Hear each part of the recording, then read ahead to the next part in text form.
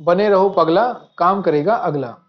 हमारे देश के संविधान में मूलभूत अधिकार दिए गए हैं जिन्हें किसी भी परिस्थिति में छीना नहीं जा सकता, जैसे शिक्षा का अधिकार, अच्छे वातावरण और अच्छे स्वास्थ्य का अधिकार।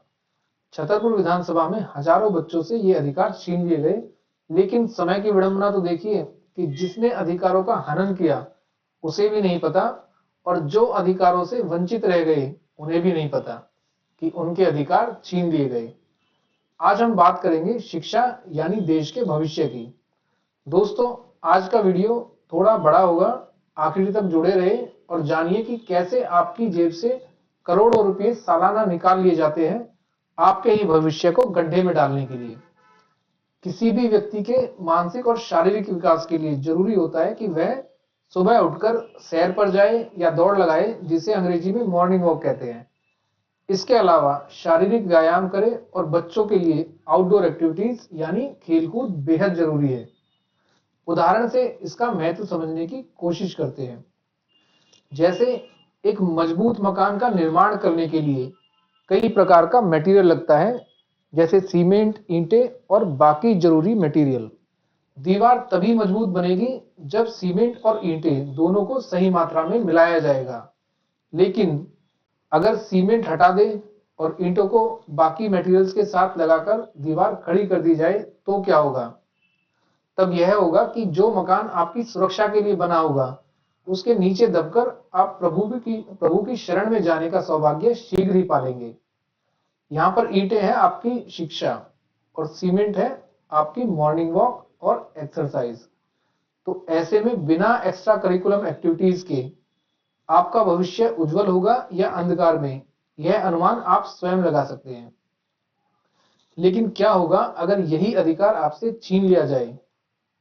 आप ये जानकर हैरान हो जाएंगे कि छतरपुर विधानसभा के कुछ इलाके जैसे असोला, फतेहपुर बेरी गांव, भाटी, डेरा मांडी और जौनापुर गांव जैसे इन गांवों के लोग इन गांवों के लोग मजबूर हैं अपने बच्चों को 12 से 15 किलोमीटर दूर स्कूल भेजने के लिए, क्योंकि सरकारी स्कूल पर भरोसा करना खुद के साथ बेईमानी जैसा है और मजबूरन उनको प्राइवेट स्कूलों का रुख करना ही पड़ता है।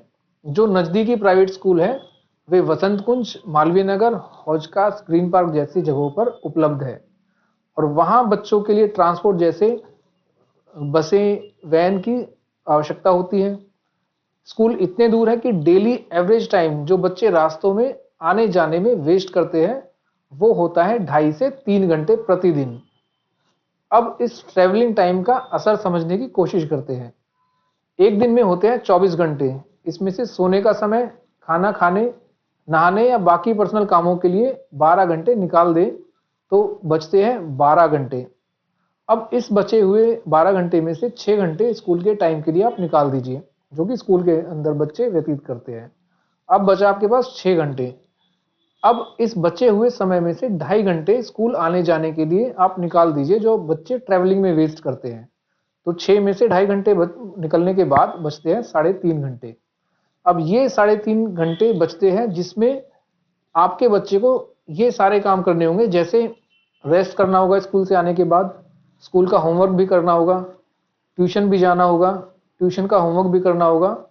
तो ये कहना कतई कतई अतिशयोक्ति नहीं होगा कि ऐसे वातावरण में बच्चों का भविष्य अंधकार में जाने वाला है, क्योंकि आपके बच्चे के पास शारीरिक गतिविधियों एक्टिविटीज के लिए, जो फिजिकल एक्टिविटीज होती है उनके लिए बच्चे के पास समय ही नहीं होगा।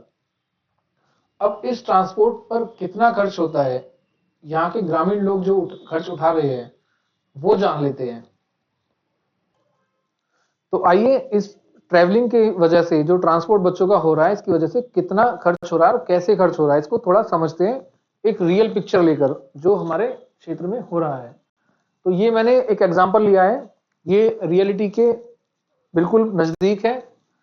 ये ट्रांसपोर्ट के साधन है जिन जिन ट्रांसपोर्ट के संसाधनों से बच्चे ट्रैवल करते हैं, बस से, वैन से, प्राइवेट कार से और पब्लिक ट्रांसपोर्ट से। ये गाड़ियों की संख्या है, यहाँ पे बच्चों की संख्या दे रखी है कि एक गाड़ी में कितने बच्चे ट्रैवल करते हैं।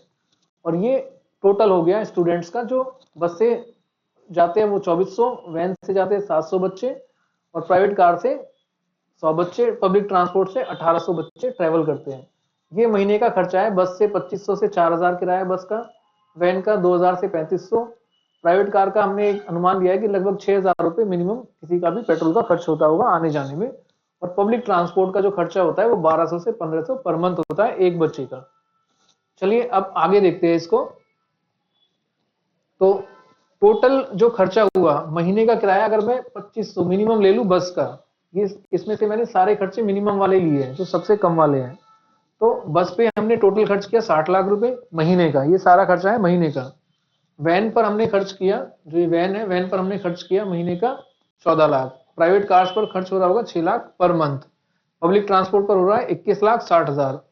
पूरे महीने में टोटल हमारा जो खर्चा हो रहा है वो हो रहा है 1 करोड़ 1 लाख 60 हजार।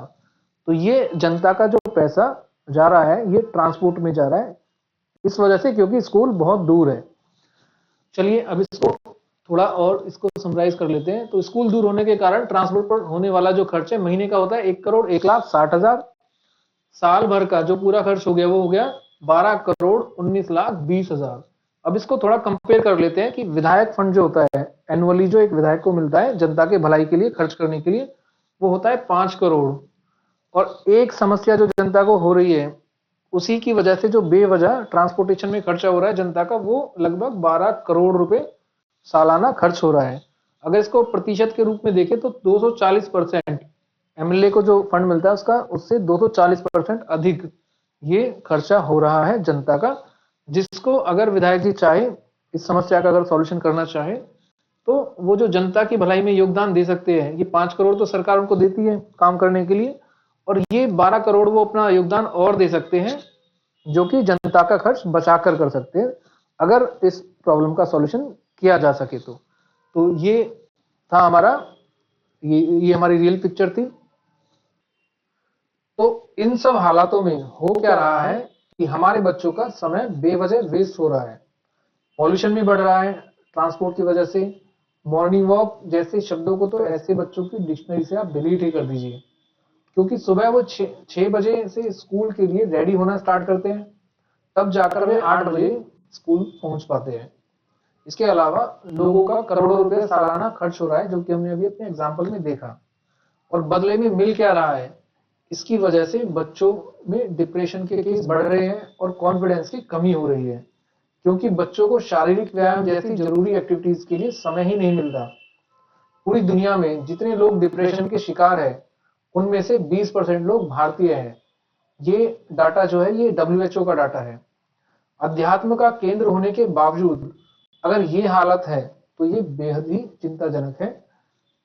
ऐसे तो विश्व गुरु बनने का सपना अधूरा ही रह जाएगा जो कि मोदी जी का सपना है। तो अब सवाल उठता है कि इतनी बड़ी समस्या होने के बावजूद किसी का इस पर ध्यान क्यों नहीं गया। इसके दो कारण हैं। एक कारण तो आपकी अज्ञानता या इग्नोरेंस है, और दूसरा कारण है आपके नेता। आपके जो नेता है वो जानबूझकर आपको अनेक प्रकार की समस्याओं के जाल में फंसाकर रखते हैं, जैसे टूटी सड़कें, खुले सीवर होल, पानी की समस्या, अनऑथराइज्ड कॉलोनीज का डर वगैरह वगैरह। असल मायने में जो अनऑथराइज्ड कॉलोनियां हैं, जो अनऑथराइज्ड कॉलोनियां जनता के लिए समस्या है, वो नेताओं के लिए अपॉर्चुनिटी का काम करती है। क्योंकि अनऑथराइज्ड कॉलोनी में कंस्ट्रक्शन से लेकर बिजली पानी के मीटर कनेक्शन तक सभी के लिए चढ़ावा लिया जाएगा। लेकिन नेताजी इतने भी बुरे नहीं है, वो थोड़े दयालु भी है। उस चढ़ावे में से कुछ हिस्सा आपको भी इलेक्शन के समय 2 से 3 हजार रुपए के रूप में दिया जा सकता है। लेकिन इसमें एक शर्त भी होगी, पैसे के बदले भगवान की जान को जोखिम में डाला जाएगा, और वो आपसे सौगंध लेने के लिए कहेंगे। इससे यदि आपने वोट दे दिया तो भगवान भी सेफ है और नेता भी। लेकिन अगर उल्टा हो गया तो नेताजी तो हारेंगे ही, लेकिन भगवान को भी वो ले डूबेंगे। यानी हम तो डूबेंगे ही, लेकिन तुमको भी ले डूबेंगे सनम। ये तो कुछ ज्यादा ही नाइंसाफी हो गई। एक तो नेता काम ना करे, ऊपर से अगर थक हार कर जनता भगवान भरोसे रहे तो कसम खिलाने के बहाने भगवान का सहारा भी उठा लोगे क्या? अरे बच्चे की जान तो ले ही रहे हो, भगवान की जान भी लोगे क्या? खैर, जोक सपाट, इन समस्याओं में उलझकर आपको ये सोचने का समय ही नहीं मिलता कि आप इनसे ऊपर उठकर कोई लॉजिकल सोच विकसित कर सके। तो एक तो समस्या जो है वो अदृश्य है, और दूसरा आपके नेता यह चाहते ही नहीं कि आप इस तरह की लॉजिकल सोच रख सके, क्योंकि आपकी प्रॉब्लम्स ही नेताओं की अपॉर्चुनिटी होती है। मुद्दे पर लौटते हैं। इन परिस्थितियों में आपका बच्चा स्कूल से पास होकर तो निकलता है, लेकिन असल जिंदगी में वो फेल हो जाता है। जरा सोचिए, जो स्कूल 1000-1200 बच्चों को मैनेज करते हैं, उनमें हम बच्चे का एडमिशन कराने से पहले सब चेक करते हैं, वहां के टीचर्स कैसे हैं, वहां का प्रशासन कैसा है, उनकी क्वालिफिकेशंस क्या है, क्या वे बच्चे की जरूरत को समझकर उसके हिसाब से पढ़ाते हैं। लेकिन जब हम विधायक चुनते हैं, जो ये निर्णय लेगा कि स्कूल खुलेगा या नहीं, किस एरिया में स्कूल होगा, कैसे टीचर्स होंगे, तो उस विधायक की योग्यता के बारे में हम जरा भी विचार नहीं करते, बल्कि लोग तो सोचते हैं कि इससे हमें कोई फर्क ही नहीं पड़ता। हालांकि कुछ हद तक मैंने आपको फैक्ट्स के साथ बताया है कि कैसे आपकी जेब से करोड़ों रुपए निकाल लिए जाते हैं, और आपको ये आभास भी नहीं होता कि ये आपके गलत नेता चुनने के कारण हुआ है। विधायक जो होता है वो एक लीडर होता है, उसकी उसको समस्याओं की पहचान पहले से ही करनी होती है, और उनके समाधान की प्लानिंग भी एडवांस में ही करनी होती है। अब बात करते हैं इस समस्या के समाधान के बारे में। विधायक जी को अर्थशास्त्र का उपयोग करना चाहिए, क्योंकि सभी जानते हैं कि संसाधन सीमित है और जरूरतें काफी अधिक है। अब क्योंकि पैसे या संसाधनों की कमी है, इसलिए सरकार को ऑलराउंडर की भूमिका से परहेज करना चाहिए, और बैटिंग, बॉलिंग, कीपिंग सब कुछ खुद से करने की जरूरत नहीं है। अगर संसाधनों की कमी है तो प्राइवेट स्कूलों को अलग अलग क्षेत्रों में इनवाइट करके उन्हें सहायता देनी चाहिए, जिससे सरकार का एक भी पैसा खर्च नहीं होगा, बस थोड़ा सा समय देना होगा। जैसे सरकार ने आरबीआई का गठन करके प्राइवेट बैंक्स को कंट्रोल और रेगुलेट किया है, वैसे ही प्राइवेट स्कूलों को भी रेगुलेट और मैनेज किया जा सकता है। अगर विधायक जी इस इनिशिएटिव को लेते हैं और प्राइवेट स्कूलों को इनवाइट करते हैं, तो प्राइवेट स्कूलों को भी अपना बिजनेस बढ़ाने में कोई परहेज नहीं होगा। उनका उत्साह भी बढ़ेगा, और जनता बेवजह ट्रांसपोर्ट पर खर्च कर रही है, जिससे बच्चों का समय भी बर्बाद हो रहा है, वह भी बच सकेगा।